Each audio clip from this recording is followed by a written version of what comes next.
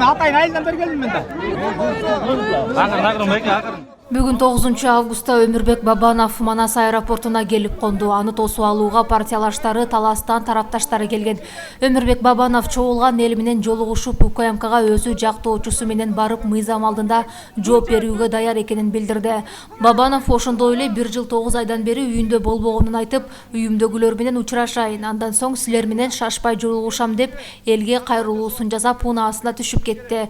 Маалыматка ылайык, Бабанов Бишкекке саат 14:40 Аэрофлот компаниясынын учагы менен конгон.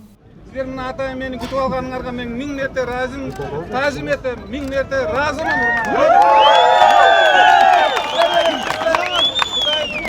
Кудай буйруса, мен болсо азыр келип туруп, кичине өзүмө келип, Кыргызстанда 1 жыл 9 ай болгон жок. Кичине өзүмө келип, анан Кудай кааласа баардыгыңар менен, Кудай кааласа кыдырып жолугам. Ошол үчүн уруксат берсеңер, мен азыр үйгө жылып кичине учурашайын үйдөгүлөр. Уруксат. Таркап туруп, эме кичине дем алып. Өмкө, бир асыл башка, колок.